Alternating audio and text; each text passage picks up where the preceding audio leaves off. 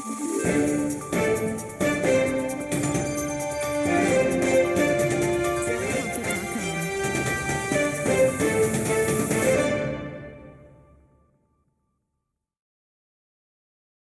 नमस्कार, मैं कौस्तुभ उपाध्याय प्रखर खबर में एक बार फिर आप सबका स्वागत है। सावन जो आग लगाए उसे कौन बुझाए और माझी जो नाव डुबाए उसे कौन बचाए। दोस्तों 1970 के दशक में आई फिल्म अमर प्रेम का ये सुपरहिट गाना तो आपको याद ही होगा। 2014 और 19 के चुनाव में अपने उरूज पे पहुंची भाजपा के साथ इस चुनाव में कुछ ऐसा ही होता दिखाई दे रहा है। पिछले 2 चुनाव में मोदी और शाह की अगुवाई वाली भाजपा को जिस आरएसएस ने अर्श पर पहुंचाया था, इस बार वही उसे फर्श पर पटकने की तैयारी में है।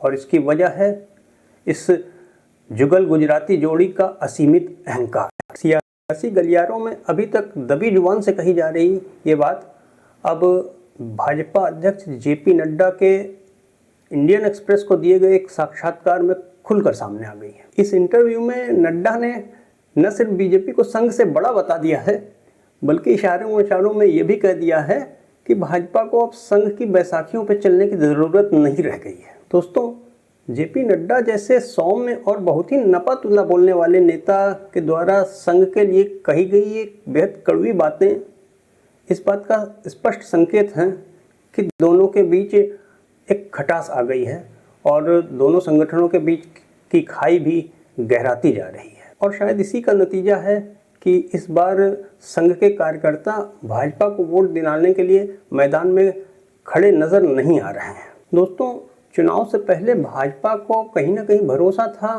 कि यूपी, एमपी, राजस्थान और बिहार की काऊ बेल्ट में राम मंदिर का मुद्दा इस बार उसकी नैया पार लगा लेगा, लेकिन फिलहाल ऐसा होता नजर नहीं आ रहा है, क्योंकि विपक्ष कहीं ना कहीं इस बात को लोगों को समझाने में काफ़ी हद तक कामयाब रहा है कि अधूरे राम मंदिर में प्राण प्रतिष्ठा किया जाना कहीं ना कहीं हिंदुओं की भावनाओं के साथ एक खिलवाड़ ही था।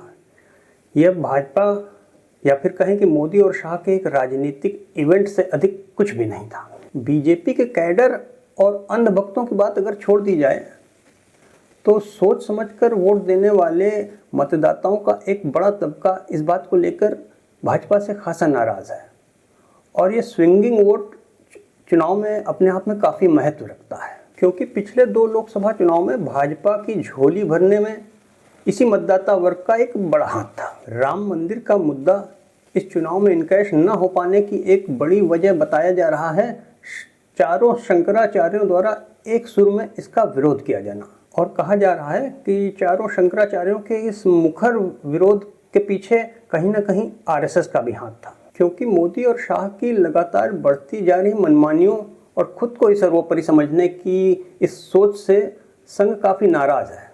लिहाजा उसने सोच लिया था कि इस बार के चुनाव में इन दोनों को पटखनी देनी है, वो भी कुछ ऐसे शातिर अंदाज में कि इन दोनों जुगल जोड़ी से न कुछ कहते बने न कुछ करते बने। काफ़ी मान मनोबल के बाद संघ के प्रमुख मोहन भागवत तो प्राण प्रतिष्ठा समारोह में भाग लेने को राजी हो गए, लेकिन उन्होंने चारों शंकराचार्यों को मोदी शाह के खिलाफ आग उगलने से रोकने का कोई प्रयास नहीं किया, ना ही उन्हें इस समारोह से जोड़ने की नसीहत दी गई। भीतरी सूत्रों का बताना है कि संघ ने इस मुद्दे पे इस बार खुद को इसलिए किनारे कर लिया क्योंकि उसका मानना है कि मोदी और शाह अगर खुद को इतना ही सक्षम और सर्वशक्तिमान समझते हैं तो फिर इस आफत से खुद ही निपटें। दरअसल मोदी 2 रिजीम में कई एक अवसरों पर मोदी शाह द्वारा संघ की घोर उपेक्षा किए जाने से अब आरएसएस को ये एहसास हो गया है कि ये दोनों अब खुद को संघ की शक्ति से ऊपर समझने लगे हैं। इसलिए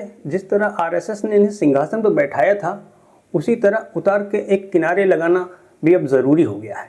इसलिए मोदी और शाह की इस बेहद अहंकारी जोड़ी को दरकिनार करके संघ अब किसी एक ऐसे शख्स को सत्ता की बागडोर सौंपना चाहता है जो उसके हार्डकोर हिंदुत्व का पोस्टर बॉय तो हो, लेकिन वो मोदी और शाह की तरह इतना स्वेच्छाचारी और अहंकारी ना हो।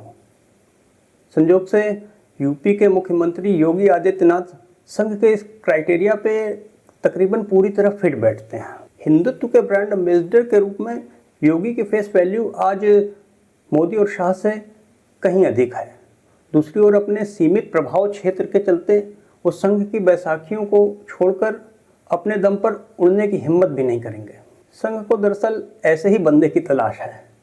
इसीलिए आरएसएस इस बार मोदी और शाह का बिगड़ता समीकरण न चुपचाप बैठकर देख रहा है, बल्कि उनका गेम कहीं भीतर ही भीतर बिगाड़ने की कोशिश भी कर रहा है। ऐसे में संघ ने योगी की पीठ पे अपना वरद हस्त्र रख दिया है, जो कि खुद को निपटाए जाने की आशंका के चलते यूपी में इस बार मोदी शाह की नैया डुबोने की तैयारी में लगे हैं।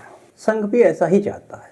उसे पता है कि इस बार यूपी में योगी की बदौलत तो उधर एमपी और राजस्थान में शिवराज सिंह चौहान और वसुंधरा राजे सिंधिया की नाराजगी के चलते इन तीनों महत्वपूर्ण राज्यों में भाजपा की सीटें काफ़ी घटने जा रही हैं। उधर बिहार, महाराष्ट्र और कर्नाटक जैसे बड़े राज्यों में भी बीजेपी की हालत पतली है।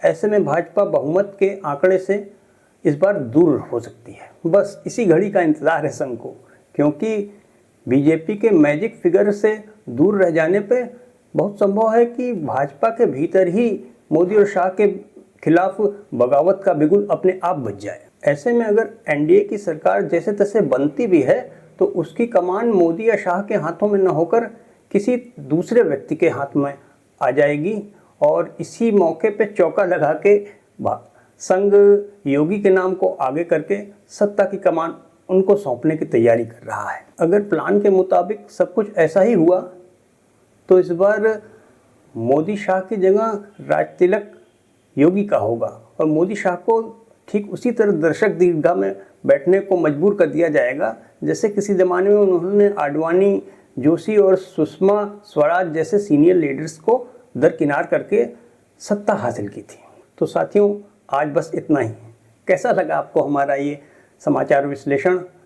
अपने कमेंट के ज़रिए हमें ज़रूर बताइए और साथ ही ऐसे खबरों और न्यूज़ एनालिसिस के लिए तुरंत लाइक और सब्सक्राइब कीजिए आपका अपना चैनल प्रखर खबर। दोस्तों, इसी के साथ मैं कौस्तुभ उपाध्याय लेता हूँ आपसे इजाज़त। प्रखर खबर में फिर मिलेंगे किसी नए मुद्दे, किसी नई खबर और किसी नए न्यूज़ एनालिसिस के साथ।